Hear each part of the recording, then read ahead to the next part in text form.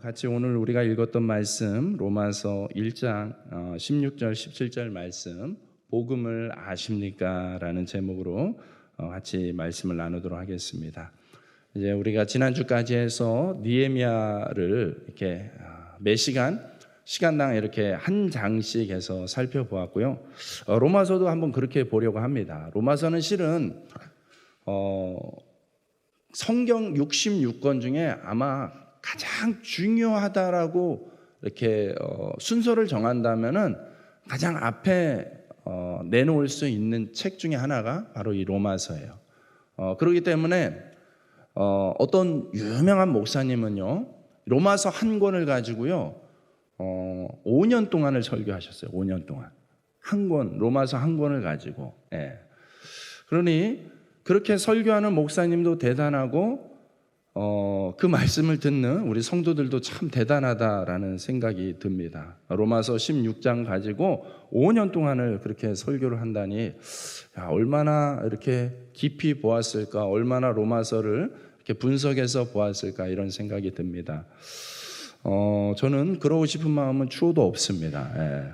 저는 그냥 한 시간에 한 장이면 족하다 이렇게 생각이 되어지고요. 아직 저는 그 정도로 깊이 있는 사람은 아니라고 여기기 때문에 물론 하나님께서 은혜 주시면 또 그렇게 나눌 수 있는 기회도 있겠지만은 어쨌든 지금 저에게 주신 하나님의 감동은 한 장씩 가급적이면 이렇게 살펴보자라는 것이거든요.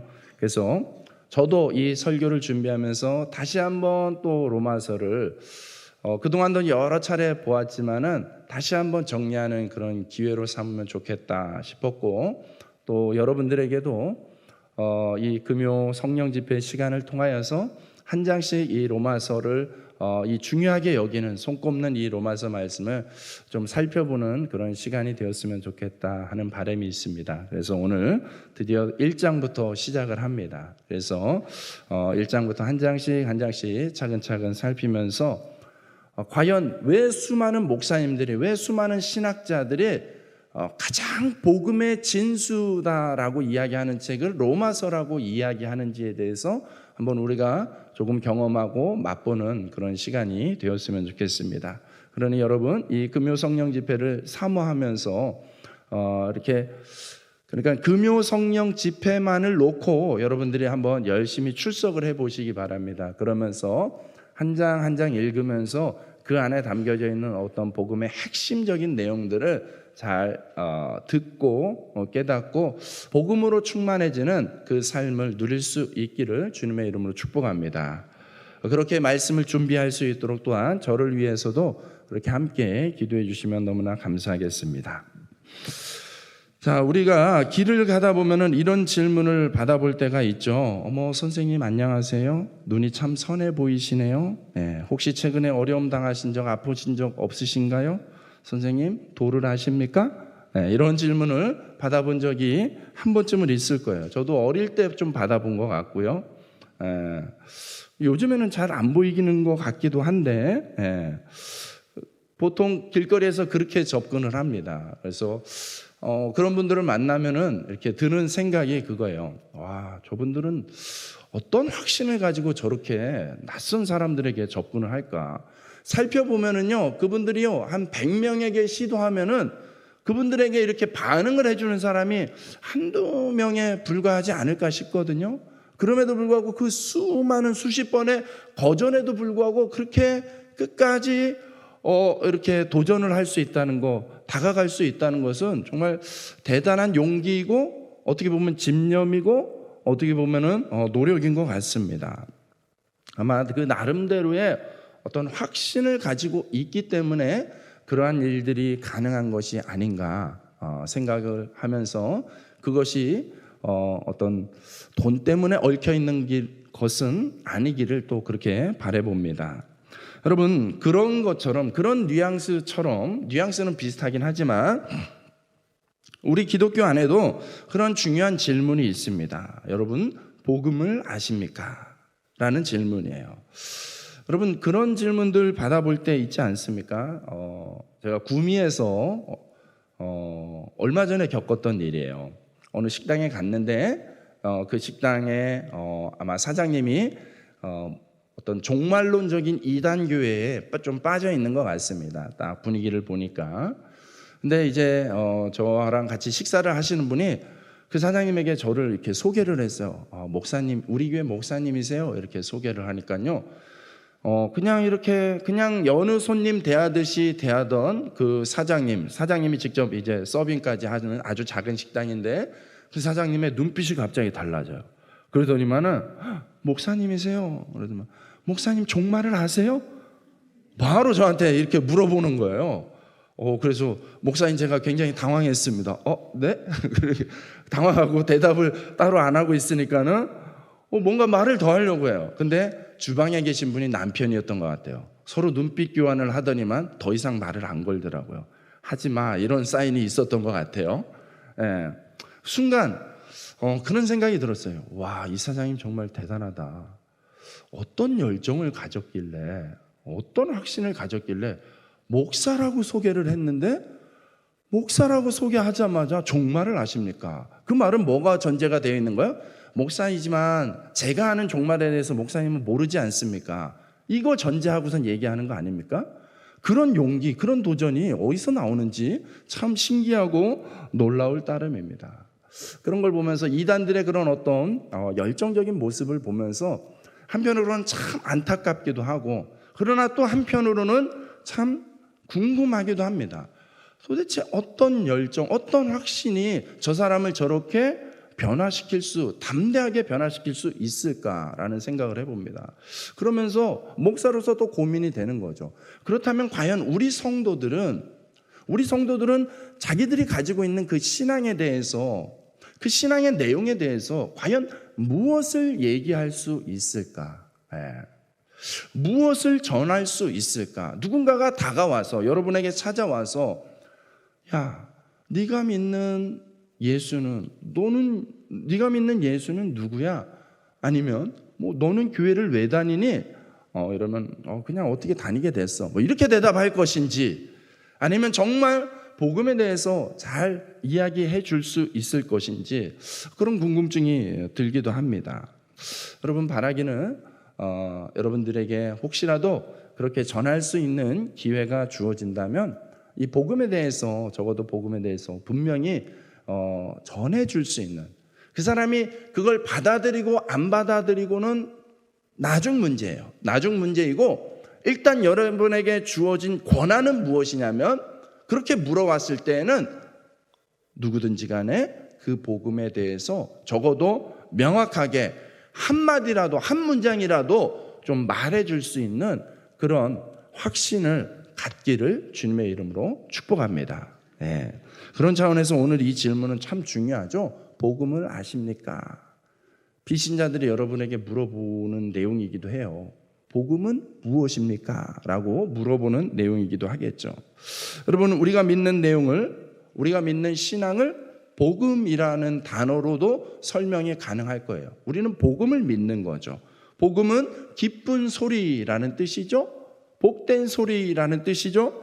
무엇이 복되고 무엇이 기쁜 소식이 되는 것입니까? 오늘 로마서는 이 복음에 대해서 16장에 걸쳐서 아주 다양한 논리적 관점을 가지고 우리에게 명확하게 설명을 합니다. 일단은 이렇게 전제를 하고 시작합니다. 2절 말씀입니다. 2절 말씀 한번 읽어봅시다. 시작.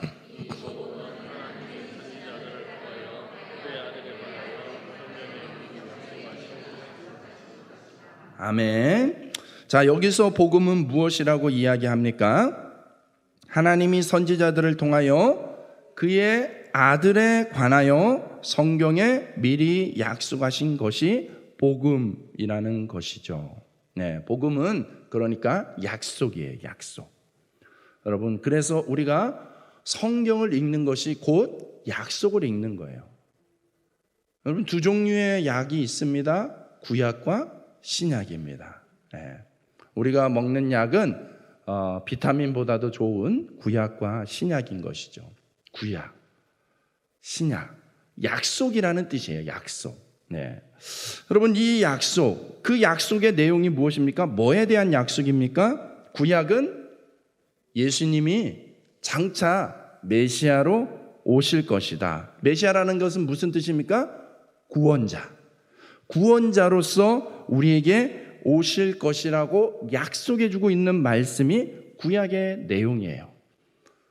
이것이 가장 최종의 목적이다라는 걸 전제해서 놓고 본다면, 우리가 지금까지 이제 열왕기 하까지 읽고 있는데 창세기부터 이어지는 이 다양한 사건, 사고, 에피소드의 내용들이요, 결국엔 그 주제를 드러내기 위함이었다는 거예요.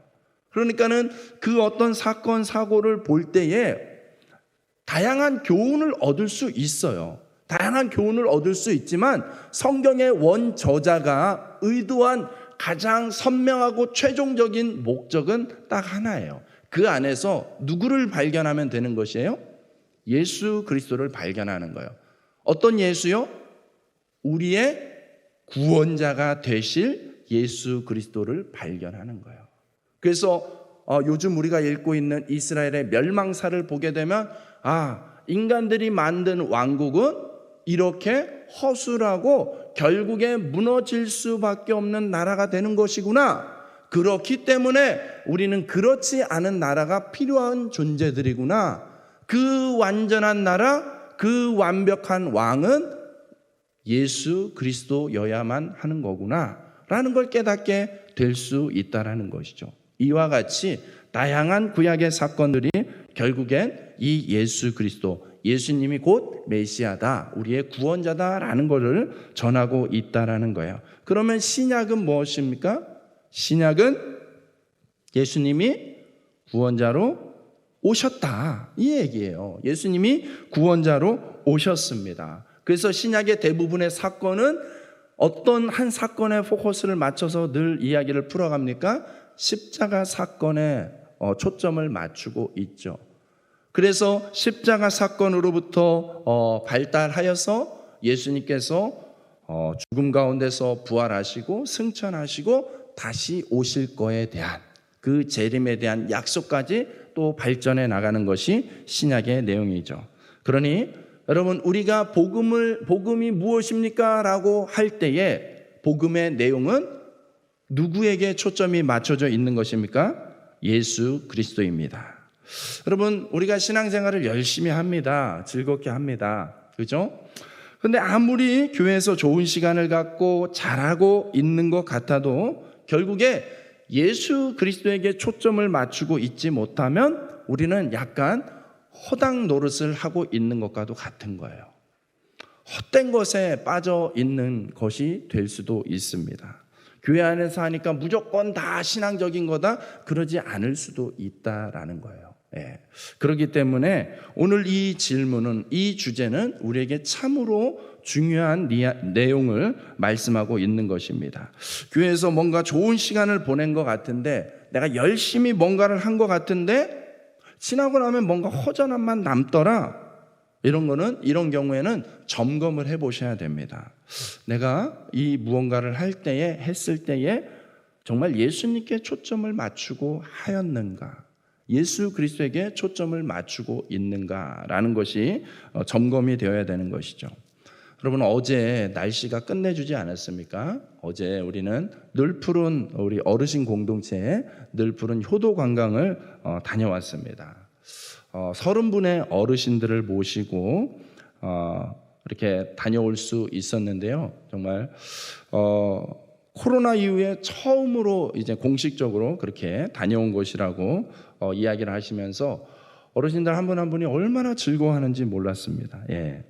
어린아이와 같이 정말 좋아하시는 그 모습에 또 많은 분들이 섬기기 위해서 휴가를 내신 분도 있고, 막 시간과 또 물질을 들여가면서 이렇게 함께 따라오신 분들도 있어요. 그래서 한 분 한 분 거동이 불편한 분들 붙잡아주고 막 이렇게 안아주고 하면서 그렇게 어르신들이 잘 즐길 수 있도록 돕고 섬겼습니다. 참 보람된 시간이었죠. 여러분, 이 어르신 효도 관광은 예수님과 상관이 있을까요? 없을까요? 예수님과 상관이 있을까요? 없을까요? 있습니까? 어떤 상관이 있을까요? 그렇죠. 예, 대답을 하는 것 같아요. 잘은 안 들리지만 뭐라고 하여튼 대답을 하셨습니다. 그렇죠. 예수님과 상관이 있으니까 우리가 이 일을 하는 거죠. 예. 여러분, 예수님 말씀에 뭐라고 기록합니까? 내 부모를 공경하라 라고 명확하게 말씀하고 있죠. 왜 그렇습니까? 눈에 보이는 육신의 부모도 공경하지 못하면 눈에 보이지 않는 하나님을 너희가 정말로 잘 섬길 수 있느냐, 공경할 수 있느냐라는 차원을 또 묻고 있는 것이기 때문에 그렇습니다. 그러므로 이 땅에 우리에게 주어진 환경은 일종의 훈련이고 연습이기도 합니다. 여러분, 가족이라는 관계가 그렇죠. 가족끼리는 어떻습니까? 볼 거 못 볼 거 다 보여주는 사이가 가족이죠. 그래서 가족 사이에는 서로의 허물도 너무나 잘 알아요. 예. 내 남편의 방구가 얼마나 지독한지도 남들은 모르지만 알죠. 가족끼리는 다 압니다. 여러분, 그렇기 때문에 그 가족을 통해서 우리는 일종의 훈련을 하고 있는 거예요. 저렇게 허물을 다 아는데 그럼에도 불구하고 그 가족 사랑하느냐라고 묻는 것과도 같은 것이죠. 여러분, 이처럼 우리 육신의 부모가 아니지만 어찌 보면 오늘의 우리 교회가 이기까지 우리보다 먼저 이 시대를 살았고 우리보다 앞장서서 섬겨주셨던 그 어른들을 섬기는 것은 지극히 주님이 기뻐하시는 모습인 줄로 믿습니다.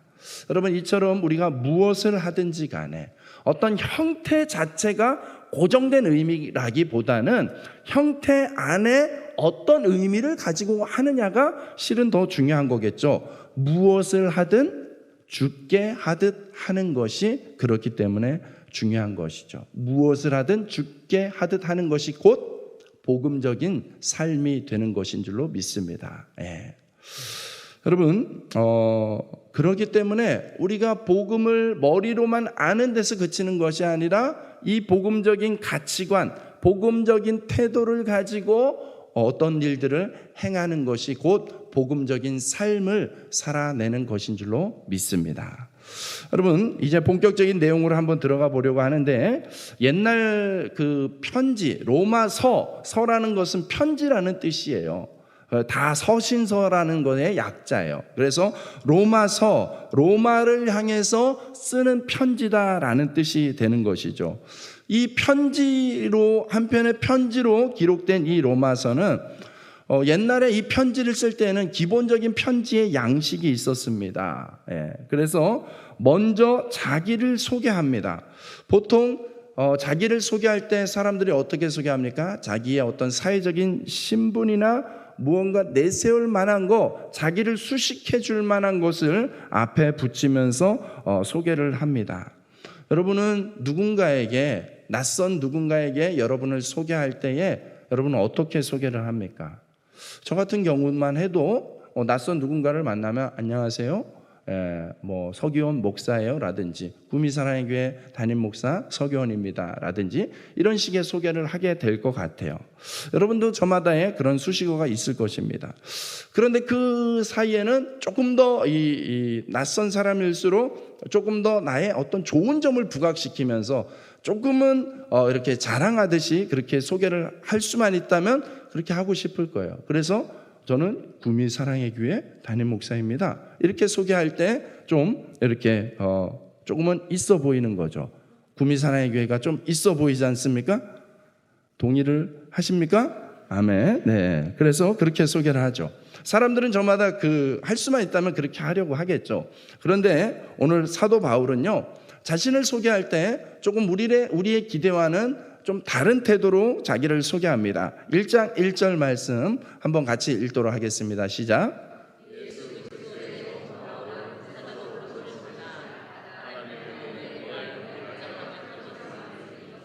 아멘. 바울은 자기를 뭐라고 소개합니까? 종이라고 소개합니다. 네, 여러분, 종이라고 표현하는 것은 좀 조금 겸손하게 표현하는구나 이런 정도의 어떤 범주가 아니에요. 훨씬 뛰어넘는 거예요. 여러분, 이 당시 사회만 해도 종이라는 신분은 우리가 흔히 생각하는, 오늘날 생각하는 어떤 피고용인 정도의 수준이 아닌 것이죠. 종이라 함은 여러분 자유도 없고 어떤 권한도 없고 권리도 없는 사람들이에요. 그런 사람들, 소위 말해서 인간답게 살아갈 수 없는 형편에 있는 사람들, 그런 사람들인데 바울은 오늘 그렇게 이야기를 합니다. 여러분 비단 바울뿐만이 아니죠. 실은 복음 앞에서 우리의 정체성은 종이 되어야 될 줄로 믿습니다. 여러분 여기서 바울이 이야기하는 거 보십시오. 그리스도의 종 바울은 사도로 부르심을 받아 종으로 부르심을 받았다라는 뜻이 되기도 하는 것이죠. 그렇기 때문에 복음 앞에 서 있는 저와 여러분들은 오늘 이 바울의 고백을 우리의 마음속에 새겨야 됩니다. 복음 앞에서 우리는 종의 자세를 가져야 될 줄로 믿습니다. 종의 특징 중에 하나가 무엇입니까? 내 것이 없는 사람이에요. 종의 특징은 내 것을 소유하지 않은 사람입니다. 내 거라고 주장할 게 없는 사람이 바로 종이 되는 것이에요. 여러분 그렇기 때문에 이 표현은 시대가 가면 갈수록 오늘날과 같은 이 시대 속에서는 실은 굉장한 거부감이 있는 표현이에요. 사람들이 웬만하면 이것을 받아들이기가 어렵습니다. 왜 그렇습니까? 오늘날 사람들의 관념으로 이 자신을 이렇게 자기께 하나도 없다라고 주장하는 것은 오늘날의 가치관과 완전히 상반되어지는 세상이기 때문에 그렇습니다. 요즘의 어떤 시대가 요즘의 사람들이 가지고 있는 가치관으로 대표되는 단어, 표현 가운데 하나가 YOLO라는 표현이 있습니다. YOLO. 예. 영어로 YOLO 자막 한번 띄워주시면 YOLO라는 표현이에요. YOLO는 You Only Live Once예요. 무슨 뜻입니까? 인생은 오직 한 번뿐이라는 뜻이에요. 요즘 사람들이 가지고 있는 중요한 생각 중에 중요하게 여기는 생각 중에 하나예요. 인생 한 번뿐이지 않냐? 그렇기 때문에 뭐 하자는 거예요? 후회 없이 놀자. 후회 없이 즐기자라는 게 요즘 사람들이 가지고 있는 가치관이에요. 그래서 어떻습니까? 내 인생 내 맘대로. 이런 캐치프레이즈가 사람들마다 담겨져 있어요. 그러니까 여러분 이 시대상을 대변하는 여러분 TV 프로그램, 사람들이 많이 보게 되는 TV 프로그램들의 편성표들을 한번 보십시오. 그 TV 프로그램들이 다양한 프로그램들이 있는 것 같지만 그 시대를 대표하는 인기 있는 컨텐츠들이 있습니다. 요즘에는 주로 어떤 겁니까? 나 혼자 산다. 그렇죠? 결혼을 왜 하냐? 혼자 즐기기에도 이 세상이 얼마나 할 게 많은데 그런 메시지가 은연중에 그들의 삶을 통하여서 보여주고 비추어지지 않습니까? 또 그런 비슷한 싱글 프로그램들이 유사한 것들이 또 많이 있죠. 또 어떻습니까? 요즘 사람들이 즐겨보는 프로그램 중에 하나가 여행 프로그램이에요. 여행 프로그램. 그죠? 예, 인생 즐기기 위해서 야 세상은 넓고 갈 곳은 많아. 여기저기 구석구석 가봐야지 알지. 예, 이런 여행 프로그램들. 또 어떤 프로그램이 또 인기를 이룹니까? 먹방 프로그램. 그죠? 야, 한 번뿐인 인생인데 원 없이 먹어보고 죽자. 뭐 이런 캐치프레이즈가 있는 것이죠. 여러분 그 안에 담겨져 있는 그 중심 사상 가운데 하나가 무엇입니까? 인생 오직 한 번뿐인데 내 인생이니까 내 맘대로 좀 해보자 라는 것이 지극히 자기 중심적인 사상으로 깔려있는 그 중심이 깔려있는 모습들이 이 시대가 가지고 있는 거예요. 그런데 여러분 성경도 동일하게 이야기해요. 성경도 우리의 인생이 이 땅에서의 인생이 한 번뿐이라고 이야기합니다. 동일하게 인생 한 번뿐이라고 얘기하는 것까지는 동일한 것 같은데요. 성경은 그렇기 때문에 우리에게 주어진 인생이 한 번뿐이기 때문에 한 번뿐인 그 인생 앞에서 우리는 겸손하라고 이야기하고 있습니다. 한 번뿐인 인생이기 때문에 그 인생을 소중하게 여겨야 된다라고 말하고 있습니다. 한 번뿐인 인생이기 때문에 후회 없이 복음 안에서 열정적으로 살라고 우리에게 말씀하고 있습니다.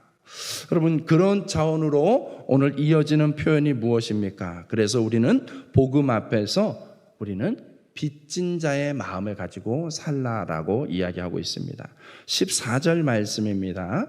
헬라인이나 야만인이나 지혜 있는 자나 어리석은 자에게 다 내가 빚진 자라.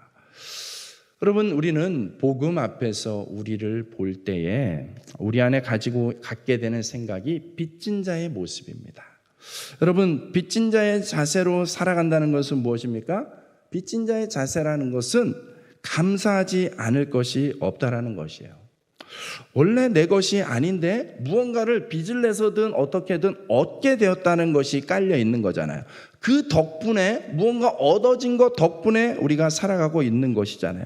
그러니까 내가 사용하고 누리는 것이 결코 당연하지 않다라는 것이 깔려 있는 것이죠. 그러니 복음적인 자세로 산다는 것은 주어진 이 삶, 한 번뿐인 이 삶, 내 것이 아니라 나에게 주어진 특별한 이 인생, 한 번뿐인 인생이기 때문에 너무나 소중하다라고 생각하는 것이죠. 소중히 여기면서 내 것이라고 주장하기보다는 빚진 자의 자세로 감사함을 가지고 살아가는 것, 이것이 복음 앞에 서 있는 저와 여러분들의 삶의 자세가 되어야 될 줄로 믿습니다.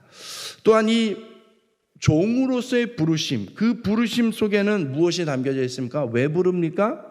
무언가를 얘기하기 위해서, 전하기 위해서, 특별히 주님이 우리를 부르실 때에는 어떤 직분을 주기 위해서, 역할을 주기 위해서 부르셨다라는 거예요.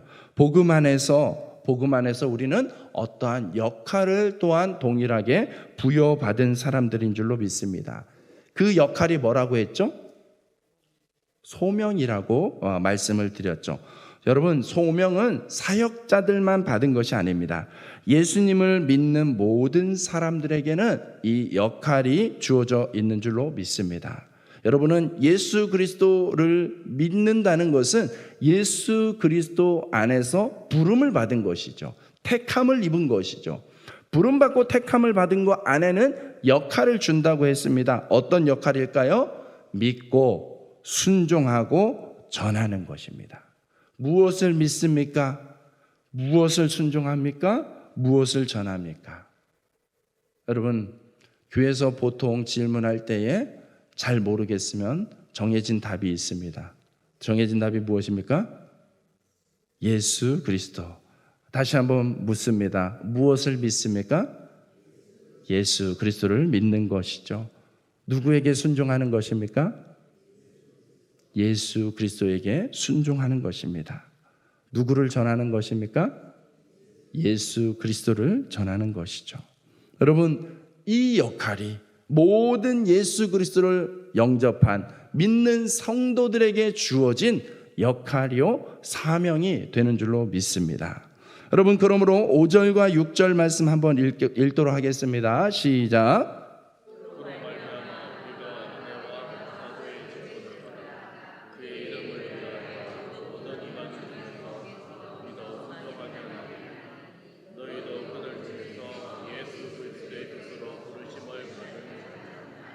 아멘. 여기도 이방인 중에서 믿어 순종하게 하나니, 예수 그리스도를 믿고 예수 그리스도께 순종하는 삶, 거기서 더 나아가서 8절 말씀에 예수 그리스도를 전하는 것이죠. 8절에 먼저 내가 예수 그리스도로 말미암아 너희 모든 사람에 관하여 내 하나님께 감사함은 너희 믿음이 온 세상에 전파됨이로다. 아멘. 여러분, 우리가 갖고 있는 이 믿음이라는 것은 우리 안에만 머물러 있는 고인물일 수가 없는 거예요. 우리가 가지고 있는 이 복음은 여러분 흘러가야 되는 복음인 줄로 믿습니다. 여러분, 물이라는 게 한 곳에 고이면 어떤 출구 없이 막혀버리면 그 물은 고인물, 썩는 물이 되는 것이에요. 그런데 흘려보내면 새로운 물로 계속해서 채워지면서 계속해서 어떻게 생명력 있는 물이 되는 것처럼, 여러분, 복음이라는 거, 우리 안에 있는 이 믿음이라는 것도 마찬가지예요. 머물러 있는 것이 아니라 전파될 때에 이 믿음의 신선도가, 건강도가 유지가 되는 것이죠. 그러므로 복음은 전파되는 성질을 가지고 있습니다. 여러분, 복음이 어떻게 전파될 수 있을까요? 복음은 우리가 입술을 열어서 전하는 것 같지만, 물론 그것도 맞습니다. 그렇지만 오늘 말씀을 좀 더 자세히 보면은 9절 말씀에 복음이 전해지는 것은 어떤 식으로 전해지냐, 9절 말씀 한번 읽어보도록 하겠습니다. 시작.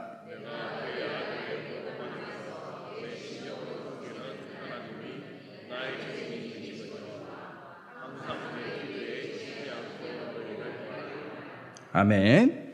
여러분, 복음 안에서 내 심령으로 섬기는 하나님이 나의 증인이 되시거니와 뭐에 대한 증인이라고요? 항상 내 기도에 쉬지 않고 너희를 말하며. 여러분, 그러니까 복음이 전해진다라는 것은 무엇을 통해서 전해지고 있는 것입니까?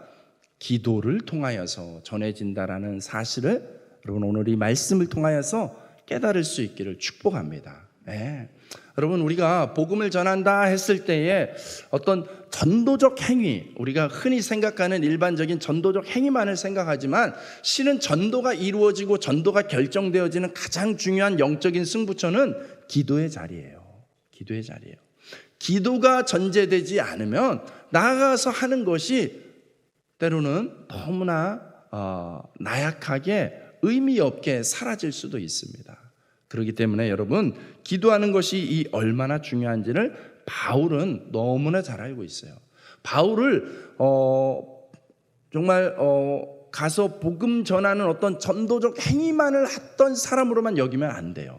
바울은 그 영적인 전투의 현장 가운데 나가기 위하여서 그곳에서 치열하게 싸우고 넘어지지 않기 위하여서 치열하게 기도했습니다. 여러분, 기억하십시오. 예수 그리스도도 십자가를 지는 그 사명 앞에 여러분 그 전날 밤 무엇을 그렇게 간절히 하고 있었어요? 땀방울이 핏방울로 바뀔 정도로 간절하게 기도했던 것이에요. 여러분, 기도가 없이는 하나님의 역사는 이루어질 수 없는 거예요. 그렇기 때문에 여러분, 이 기독교의 신비, 이 복음의 신비의 능력은 바로 기도의 자리에서 기도를 통하여서 나타나는 줄로 믿습니다. 여러분이 기도하는 내용 가운데 나를 위한, 자기를 위한 기도 말고 또 다른 누군가를 위해서 기도하고 있는지 여쭤보고 싶습니다. 여러분, 또 가족 말고 어떤 타인을 위하여서 기도하고 있는지 물어보고 싶습니다. 여러분들이 어떤 타인을 위하여서 기도하고 있다면, 내가 아닌, 나의 가족이 아닌 남을 위하여서 기도하고 있다면 여러분 너무나 잘하고 있는 것입니다. 너무나 복음적으로 살고 있는 것입니다. 그 기도가 복음적인 기도이고 복음이 전해지는 것이죠. 여러분, 바울은요, 실은 이 로마서를 쓰면서 로마에 있는 교회를 바울이 세우지 않았어요. 로마에 있는 교회는요, 누가 세웠는지 모릅니다. 그런데 어느 날 로마에 교회가 세워졌어요. 그 소식을 듣게 된 거예요. 그러면서 바울은 이야기하는 거예요. 나도 너희에게 가보고 싶다.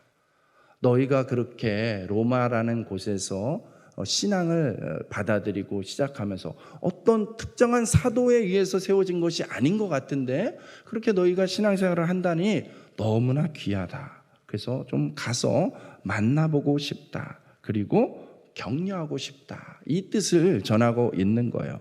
그가 가려는 이유는 로마 교회 성도들을 세워주기 위함이에요. 서로 만나고 서로 세우기 원하는 것입니다. 성도의 교제를 통해서 피차 격려를 받고 위로를 삼고자 하는 것입니다. 11절 12절 말씀입니다. 그 내용입니다. 같이 한번 읽어보겠습니다. 시작.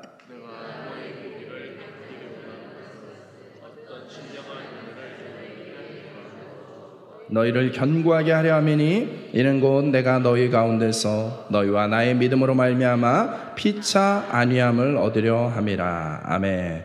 내가 너희 보기를 간절히 원하는 것은 그죠? 만나고 싶다라는 거예요. 가서 만나보고 싶고 또 너희들을 좀 견고하게 좀 튼튼하게 좀 세워주고 싶고 피차 서로 간에 안위함을 위로를 좀 받고 싶다, 격려를 받고 싶다라고 이야기하는 것이에요. 여러분, 당시만 해도 아직 기독교는 공인되지 않았던 시대이죠. 로마에서 인정받지 못하는 문제덩어리, 문제아 취급을 받는, 이단아 취급을 받는 무리들이었습니다. 그렇기 때문에 기독교인이 드러난다는 것은 현실적인 삶의 막대한 피해, 그 피해 정도를 떠나서 여러분 목숨이 왔다 갔다 하는 이런 시대상 속에서 이들이 그 신앙을 가지고 있다라는 거예요. 그렇기 때문에 얼마나 많은 대가 지불이 얼마나 많은 희생과 수고가 있겠습니까? 여러분, 오늘날도 모양은 좀 다른 것 같지만 여러분들이 이 땅에서 신앙생활하면서 얼마나 많은 수고와 희생과 섬김을 해야 되는지 여러분 정말 이루 다 말할 수 없을 거예요. 어떤 분들은, 제가 신방 중에 만난 분들은 그런 분들도 있어요. 아직 우리 집에는 예수님을 믿는 사람이 우리밖에 없어요. 그 말은 무엇입니까? 가족들로부터 그 신앙생활하는 걸 지지받지 못하고 있는 거예요. 격려받지 못하는 거예요. 인정받지 못하는 거예요. 그래서 뭐라고 얘기합니까? 니네는 왜 이렇게 교회를 다녀도 유별나게 교회를 다니냐? 그냥 어쩌다 한번 가는 게 교회지, 꼭 그렇게 일요일마다 그렇게 가야 되냐? 꼭 명절 때인데 와가지고 집안일은 안 하고 그렇게 가야 되냐? 좀 우리 조상들에게 좀 제사하고 좀 절해야 되는데 꼭 그렇게 뻗대야 되냐? 이런 말할 수 없는 공격과 서러움을 얼마나 받고 있습니까? 그럴 때마다 얼마나 힘들고 그 마음에 괴로움과 상실감이 많이 있습니까? 여러분, 그런 거예요. 물론 우리 로마 시대랑 이렇게 그 무게감을 비교한다면 또 다를 수도 있겠지만 어쨌든 오늘날 시대도 여전히 마찬가지예요. 여러분, 그렇기 때문에 그렇게 외롭게 신앙의 자리를 지키면서 희생하고 수고하는 그 모습들을 여러분, 우리 적어도 믿음의 공동체 안에서 서로 격려해 줘야 돼요. 서로 힘이 되어 줘야 돼요. 여러분, 저희 가정이 터키에 있을 동안에 했던 몇 가지 사역 중에 하나가 이런 성격의 사역이었어요. 터키는요, 인구가 8천만 명이에요. 8천만 명 중에 기독교인이 5천 명입니다. 5천 명이면 많네? 이렇게 생각하시면 곤란하죠. 0.1%도 안 되는 거예요.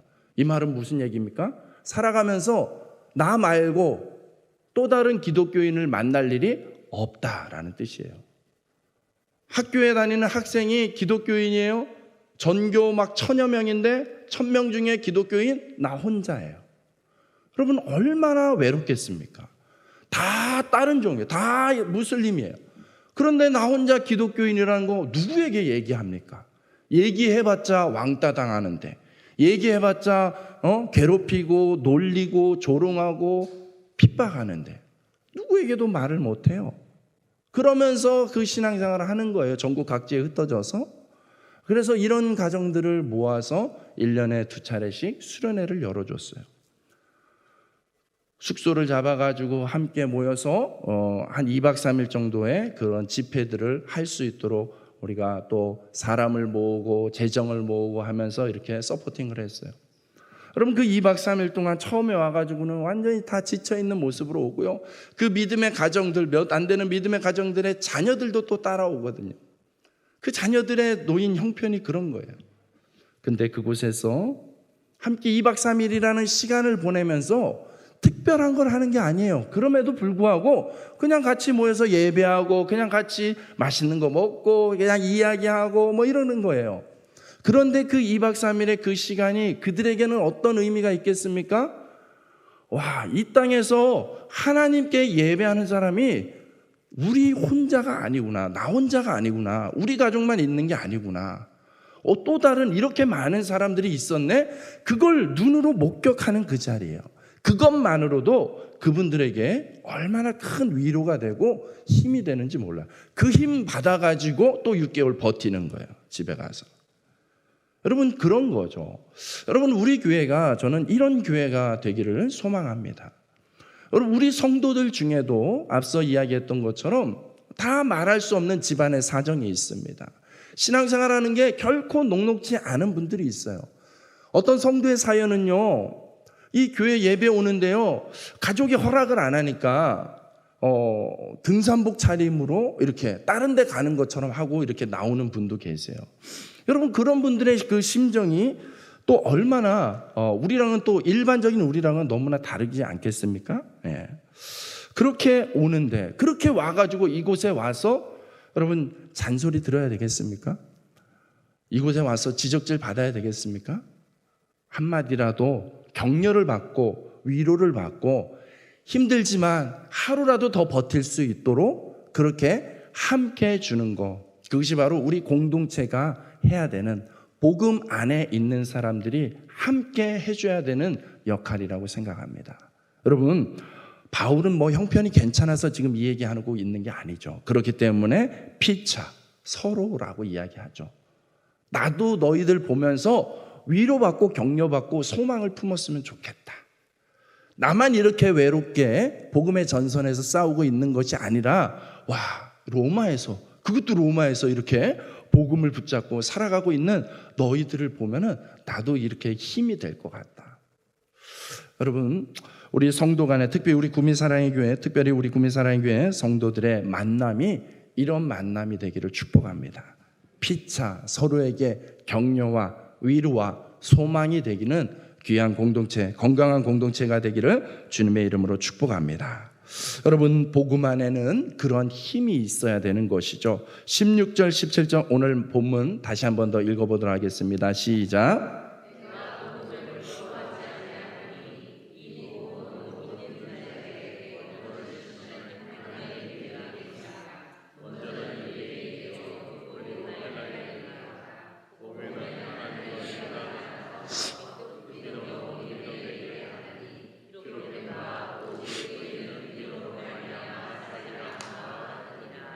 아멘. 오직 의인은 믿음으로 말미암아 살리라. 이 말씀이 살아 역사함으로 마틴 루터가 종교 개혁을 일으키는 용기를 얻게 되는 것이죠.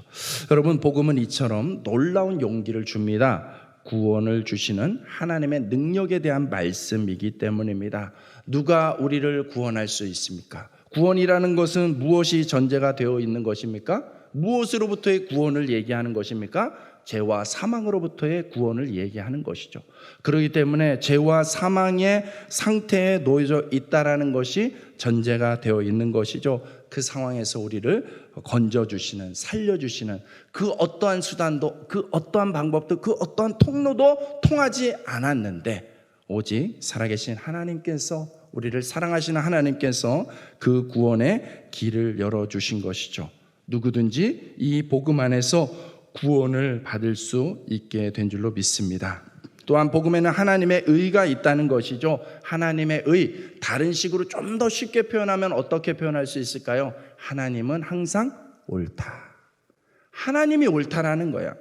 하나님이 기준이 되는, 하나님이 옳고 그름의 기준이 되는 거, 이게 바로 하나님이 의인이라는 거예요. 그 의인은 믿음으로 살게 됩니다. 하나님에 대한 절대 믿음을 가지고 살게 되는 것이죠.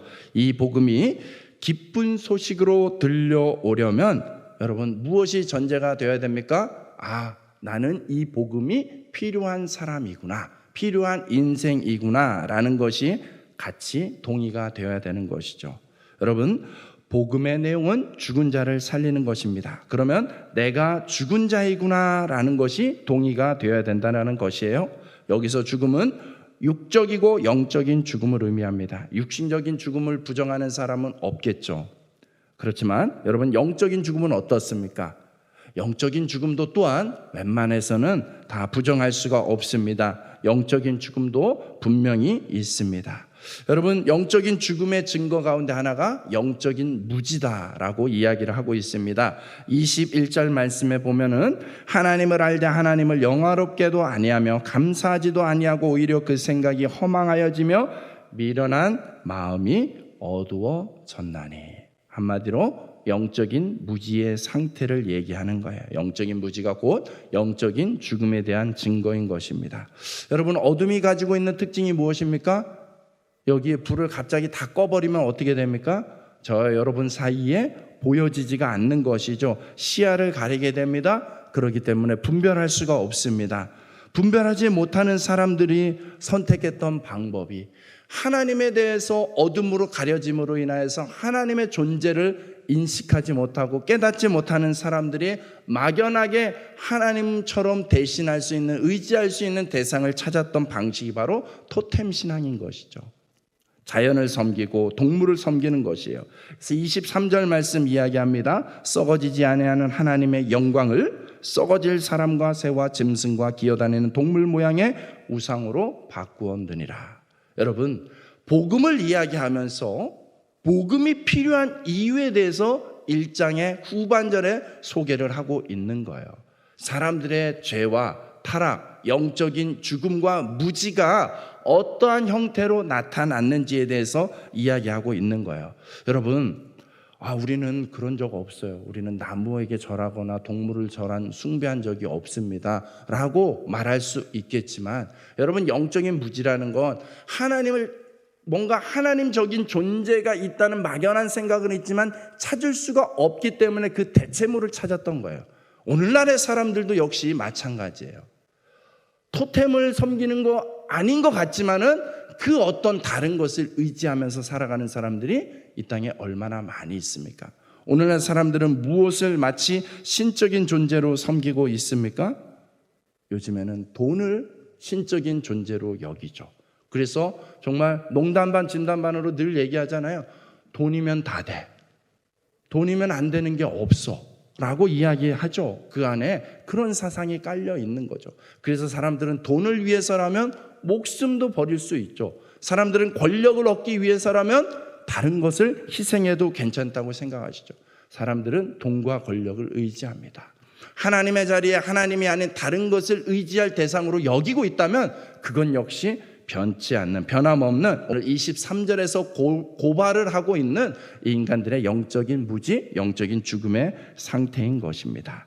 그들의 그 타락상이 어떻게 전개가 됩니까? 25절과 27절 말씀에 이는 그들이 하나님의 진리를 거짓 것으로 바꾸어 피조물을 조물주보다 더 경배하고 섬김이라. 주는 곧 영원히 찬송할 이시로다. 아멘. 27절 그와 같이 남자들도 순리대로 여자 쓰기를 버리고 서로 향하여 음욕이 부릴 듯하며 남자가 남자와 더불어 부끄러운 일을 행하여 그들의 그릇 때문에 상당한 보응을 그들 자신이 받아내니라. 아멘.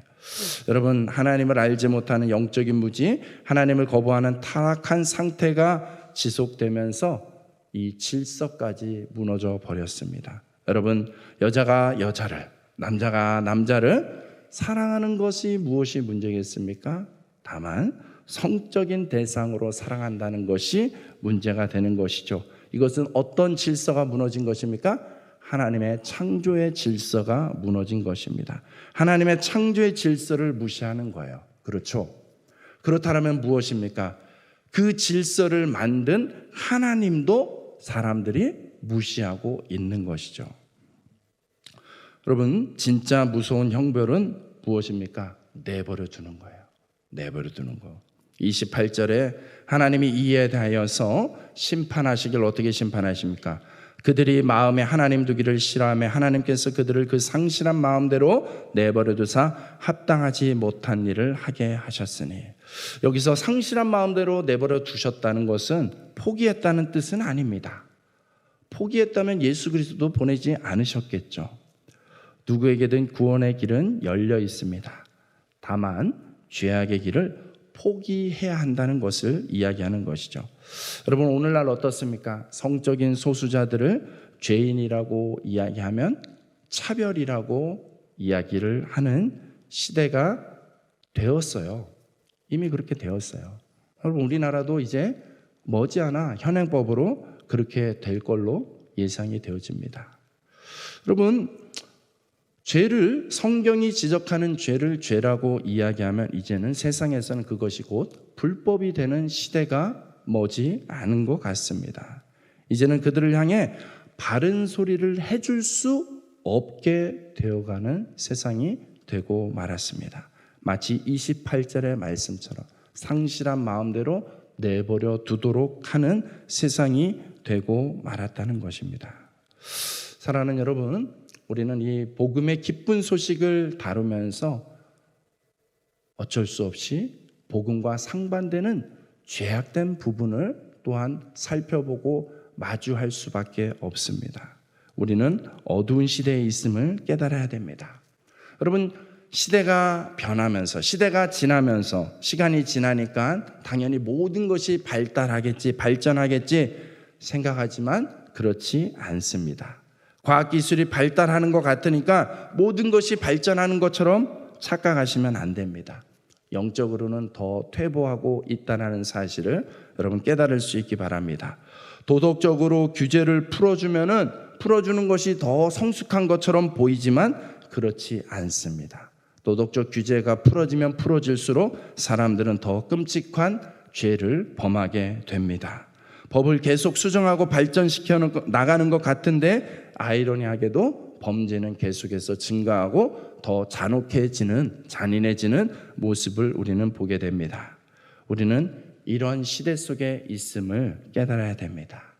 여러분, 오늘 말씀의 제목은 복음을 아십니까? 여러분, 이 시대가 우리에게 다시 한번 이 말씀의 주제를 생각하게 하는 것 같습니다. 우리가 살고 있는 이 시대는 어둠의 시대인데, 복음보다는 죄가 더 가까운 세상인데, 그 세상 속에서 우리는 과연 우리의 정체성을 바르게 붙잡고 살아가고 있는가? 복음 안에 깨어 있는가? 복음적인 삶을 살아가고 있는가? 생각하게 됩니다. 오늘 우리가 읽었던, 함께 살펴봤던 이 말씀을 다시 한번 우리가 이 기도의 자리에서 함께 붙잡고 기도하면서 나아갔으면 좋겠습니다.